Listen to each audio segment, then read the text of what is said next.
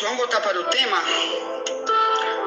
Eu como ovelha dele e ele como meu pastor. Esse é o tema que estamos estudando hoje. Então nós temos até o dia, acho que é 22, último sábado, para estudarmos sobre esse tema, porque no último sábado vai ter um resumo aqui, uma mini vigília. Já convidamos você para uma mini vigília, que vai acontecer aqui em frente à televisão difusora em Camboa, de 7h30 até meia-noite, para fazermos o resumo desse tema.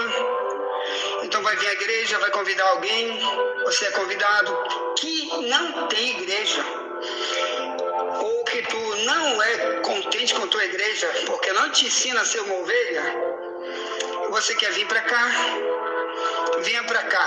Então aqui os pregadores que vão estar aqui, vão estar anunciando, inclusive o pastor Davi da Assembleia de Deus, aqui é um dos que vai pregar aqui sobre o nosso tema. A esposa dele também vai trazer uma palavra sobre esse tema.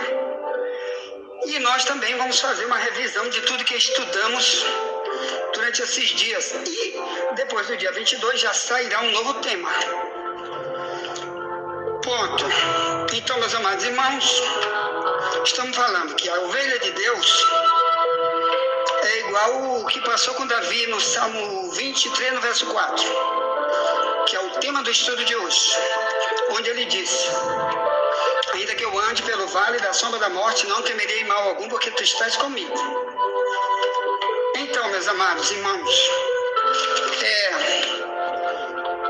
quando ele fala em temer, eu não vou temer, então você deve estar sabendo já o que significa a palavra temer. Mas vamos fazer uma simbologia.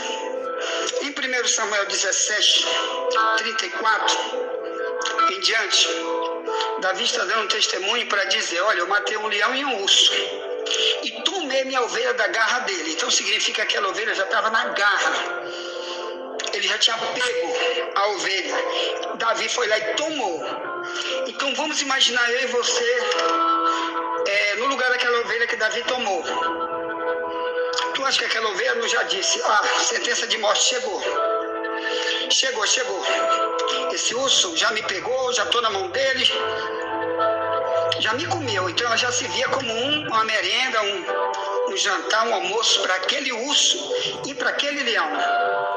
Mas Davi chegou lá e tomou aquela ovelha e matou o leão e o urso. Assim que é Deus, irmão, que ele faz conosco. Mas aquela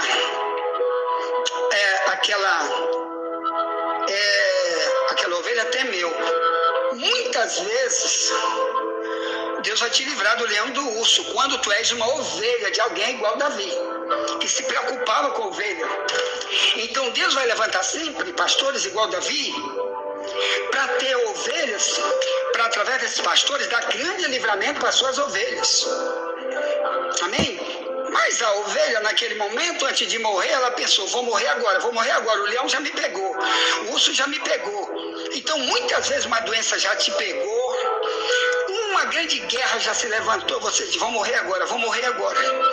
Mas se você é ovelha e não é o dia de você morrer fisicamente, Deus vai mandar uma vitória para ti, de alguma maneira você vai escapar. Amém? Ponto. Mas olha aqui outro problema de Davi. O Davi disse: ainda que eu ande pelo vale da sombra da morte, não temerei mal algum, porque tu estás comigo. Então o Davi enfrentou vários momentos de sombra da morte. Um deles, que ele enfrentou de morte contra ele, e detalhe, contra o exército dele também. E Deus deu grande livramento depois para Davi e seu exército. Foi aqui em 2 Samuel 17 e 2 Samuel 18. Conta a história de um homem chamado Absalão, que perseguiu Davi. Quem era Absalão? Filho de Davi, filho sexual, biológico. Foi através de uma relação sexual que nasceu o Absalão. Mas Absalão, depois de adulto, disse: agora o rei sou eu. Vou matar meu pai e ficar como rei de Israel. E ele fez. Reúne uma parte do exército de Israel e sai atrás de Davi para matar. Porque um sacerdote chamado Aitofel deu conselho, disse: mata esse cara e fica com tudo, fica com a mulher dele, fica com tudo. E ele ficou mesmo, tomou mulher, fez sexo, obrigou as mulheres, com certeza estuprou as mulheres de Davi, que na época Davi tinha essa permissão de ter mulheres, não era só uma. Ele estuprou as mulheres e saiu atrás de Davi com o exército. Davi está com outro exército, mas o que fazia Davi? Se escondia. Ele não lutou contra ele, porque era filho dele. Rapaz, não vou lutar não, vou me esconder. 2 Samuel 17:9, ele numa caverna escondido, e o exército dele também escondido. Davi, mas quando você chega lá na frente, o Absalão, ele mesmo, porque ele tinha um cabelo comprido, ele passou por uma árvore, e o cabelo dele engatou numa árvore, e ali tinha tipo um V, tem um galho, o pescoço dele entrou num V, e ali ele se enforcou sem saber, sem querer, e morreu. Morreu e acabou a guerra. Davi continuou sendo rei de Israel. E o perseguidor, seu filho, morreu. Então, irmão, pode ser quem for que se levantar contra o homem de Deus. Se não tiver na hora dele morrer, quem vai morrer é o perseguidor. Cuidado, você diz que é filho na fé do pastor Wagner, ou seja, de quem for, que está trabalhando verdadeiramente para buscar, para cuidar de ovelha, e você se levanta para perseguir, cuidado que Deus vai fazer uma maneira de você morrer. Como o Absalão: mas sou filho de Davi, eu não morro, porque Davi, negativo, tu pode ser filho de quem for, tu é um perseguidor, tu vai morrer. Então Davi passou por essas questões, tá bom? Aí ele disse: ainda que eu ande pelo vale da sombra da morte, não temerei mal algum, porque tu estás comigo. Quer dizer, enquanto eu for ovelha, o livramento vem para mim. Ponto. E Paulo? Vamos voltar para Paulo? Não, aqui é a Bíblia. Olha as lutas de Paulo. 2 Coríntios 11. Aí o Satanás usa um monte de pregador agora que é coach, e é só discurso nas igrejas, é só palavra de autoajuda. Pode vir que Deus vai te dar, vai te livrar, vai te curar, vai te prosperar, e não sei o quê. Mas nunca fala das guerras que Paulo enfrentou e Davi enfrentou, porque era uma ovelha e não porque era um bode. Não tem livramento para bode, seja ele filho de Davi, filho do Wagner, filho de quem for, se ele for um ímpio a vida inteira. Cuidado com isso. As lutas de Paulo. 2ª carta aos Coríntios, capítulo 11, diz: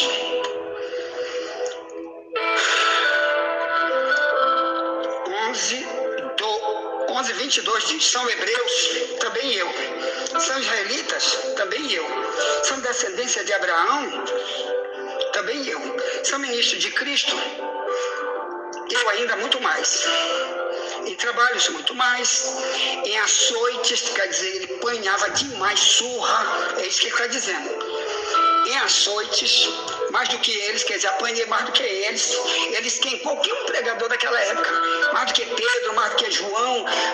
Ele está dizendo: eu sofri pelo Evangelho muito mais do que João, do que Pedro, do que Tiago, que qualquer um pregador da minha geração. É isso que ele está tentando dizer. Fui perseguido, apanhei, sofri dores terríveis. Fome, muitas vezes, mais do que qualquer um. É o que ele está dizendo. Porque ele enviava sua vida para muitos países. Onde Deus enviava, ele ia. E lá era sofrimento terrível, principalmente quando tinha judeu morando naquela cidade. Judeu se levantava contra ele. Aí lá vai. Repito. Verso 24, ele diz: recebi dos judeus 5 quarentenas de açoite menos 1. Ou melhor, 5 vezes pegaram ele e disseram: tu que é Paulo que está pregando aí, né? Que Jesus é o único Deus. Tá bom? Que a gente tem que largar a religião da gente para seguir esse tal desse Jesus. Eu vou te te dar 5 vezes, quer dizer, 5 oportunidades de cadeia que ele teve em vários lugares. Ele pegou 40 chicotadas, menos um, de cada vez que ele foi preso. E detalhe, o chicote daquela época, não pense que era esse cipózinho que minha tia me dava quando eu era menino, cipózinho de goiabeira bem fininho, dava nas pernas, dava na costa, e eu saía chorando. Não, irmão, aquilo ali na ponta tinha tipo um anzol de aço. Ele jogava, quando puxava, vinha até carne da pessoa na ponta do anzol, do troço lá, do chicote. Era terrível, era chicote de aço. Eles eram muito malvados naquela época, contra qualquer um que eles achavam que era um bandido, e o cristianismo era tido como bandidos. Então não vai. Vou repetir. 2 Coríntios 11:4. Recebendo os judeus 5 quarentenas de açoites menos um. 3 vezes fui açoitado com varas. Quer dizer, deram varada nele, de vara. Vem cá, Paulo, tu é pregador? Sou, vem cá que eu vou te dar lapada de vara. Não pense que aquela varinha que minha tia dava na gente, não. É vara grande, entendeu? De mais de 2 metros de tamanho. Vem cá, Paulo, e varada nele, varada. Tu ainda vai pregar isso? Vou, então lá vai varada nas tuas costas. Onde pegar? Que o povo não tinha misericórdia de ninguém. O verso 25 diz: 3 vezes fui açoitado com varas, 1 vez fui apedrejado, quer dizer, pedrada mesmo, pedra, dá-lhe pedrada nele. Aqui, ó, 3 vezes sofri naufrágio.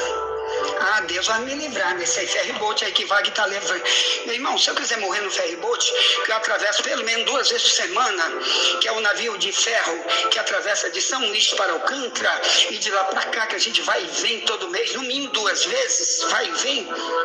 Se quiser morrer lá, se tiver meu dia, eu morro e vou para o céu. Se não, Deus disse: pai, vou mandar menos um peixe aí, como Deus mandou para Jonas, uma baleia. Bora, baleia, leva esse rapaz, solta ele lá na beira d'água. Ele fez com Jonas um grande livramento, atiraram Jonas no meio do mar, o profeta Jonas. E Deus: tá bom, baleia, vai lá e pega ele, leva meu servo, que ele ainda vai profetizar em Nínive, ele tem trabalho em Nínive, baleia, pegue ele. E a baleia engoliu Jonas e puf, e Deus dá uma ordem: agora vomita ele lá na beira da praia. Agora Jonas, vai pregar Jonas. E Jonas chega em Nínive: arrependei-vos. Ponto. Então, mas isso é só para ovelha.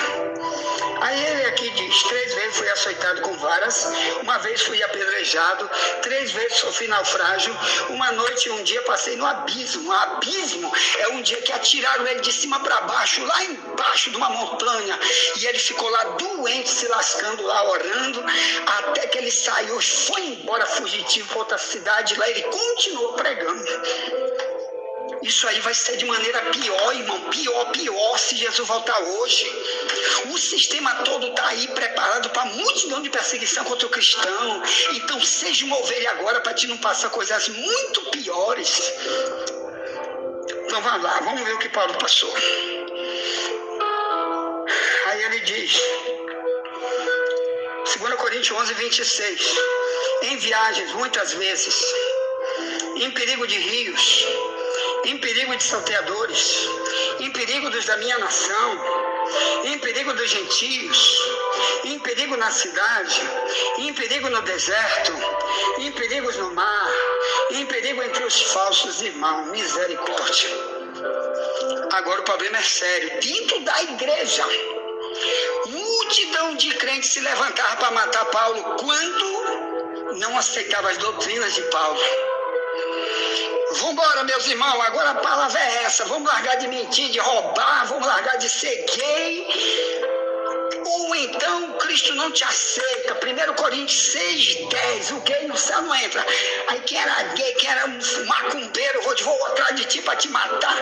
E eles diziam que já era cristão. Isso é gente dentro de uma igreja.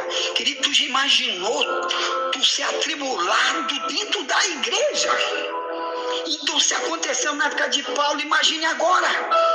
Aí o que o cristão faz? Eu vou me embora, eu vou largar essa igreja, nunca mais eu sou crente. Não, irmão. Se ali não está dando certo, ora a Deus, Ele vai te levar para algum lugar. Ou, se não, Deus diz, fica aí, continue pregando para eles, porque se eles não se converteram, eles vão pagar como servo inútil de Mateus 25:30. Quem não quer ouvir é problema seu. Continue falando. Mas tem gente que Deus vai dizer, sai daí, foge, vai para o outro lado. E ele vai para o outro lado. Mas é Deus que manda, você tem que esperar Deus mandar. Não sai antes do tempo. 2 Coríntios 11. Falsos irmãos, né? Verso 26. Só persegue o outro quem é falso irmão. Só humilha o outro quem é falso irmão. Só é baderneiro com outro irmão que é falso irmão. Sem quem causa escândalo contra o crente, dizendo que é irmão porque ele é falso irmão. Não deixa Deus te ver como falso irmão, senão tu é uma falsa ovelha, tu é bode, brigador, confusão. Aí diz, ó, 2 Coríntios 11:27, em trabalhos e fadiga, em vigílias, muitas vezes, em fome e sede, em jejum, muitas vezes, em frio e nudez. Aí o Satanás pega Isaías 1:19, sem contexto, e diz, se tu quiser me ouvir, tu vai comer o melhor da terra. Mentira. Aquilo lá era lá, Novo Testamento não tem isso. Não tem isso. Deus só vai dar para quem Ele quiser. E ponto final. E vai dar para um propósito. Para te pregar mais para os outros. E investir mais teu dinheiro. E investir mais do que os outros. Não vem com esse negócio de dizer, agora tu vai ser próspero. Não. Vai ter luta, muita luta. E se Deus botar dinheiro para ti, é para te usar mais do que os outros. Ponto. Na obra. Não é para ti, não. Agora eu tenho 1 bilhão e vou investir só em carro importado, para todo mundo ver que Deus me prosperou. Então nem ovelha tu não é. Porque tu não precisa disso, tu precisa de um carro para te andar, um carro bom que tu use. E não para estar mostrando para os outros, para dizer que tu é saliente, falso crente, bode. 2 Coríntios 11:28 diz, além das coisas exteriores, me oprime cada dia o cuidar de todas as igrejas. Aqui está dizendo, mesmo eu sendo muito atribulado com problema, eu pensava, e as igrejas, Deus? Deus, se eu ficar nessa cadeia, Deus? Se eu ficar, se puder sair daqui, Deus? Quem que vai pregar lá, pai? Pai, quem quer ir sou eu. Se ninguém quer ir, quem quer ir sou eu. Se ninguém quiser discipular os outros, quem quer ir sou eu, meu pai. A minha parte eu quero fazer, não deixa eu ficar aqui na cadeia. Aí o que Deus fazia? Rapaz, é o seguinte, eu vou te tirar, Paulo, para te continuar andando, tu só vai morrer na hora certa. Então ele era oprimido, porque ele sabia que nas igrejas tinha muita gente esperando ele, que teria também muitos falsos mestres no meio da igreja. Nós vamos estudar isso aí depois, que ele diz, no meio de vocês vai haver lobos, que não vai perdoar o rebanho. Isso nós vamos pregar depois, se Deus quiser, daqui para o final do dia 22. Então ele era oprimido por aquilo, ele queria pregar a verdade, ele sabia que tinha muitos falsos profetas já dentro da igreja. E aquilo queria, Deus, eu tenho que sair daqui desse problema, porque eu quero continuar pregando, saindo, ajudando as igrejas a conhecer a verdade. E você, meu irmão, você quer ser ovelha? Qual é o sentimento que tu tem pela tua igreja? Ou pelo trabalho que Deus já te deu? Como que tu diz que tu é uma ovelha que quer ter livramento na hora do vale da sombra da morte, se Deus não vê nenhum cuidado com a igreja, nenhum sentimento de amor pelo próximo que vai morrer sem tua ajuda? Aí Deus vai ter que me livrar, vai ter que me livrar. Se Deus vê que tu é inútil, tu vai ficar no fim da fila a vida inteira. Cuidado com isso. Ponto. 2 Coríntios 11:29, ele diz, quem enfraqueça, que eu também não enfraqueça. Quem se escandalize, que eu não me abrase. Verso 30, se convém gloriar-me-ei no que diz respeito à minha fraqueza.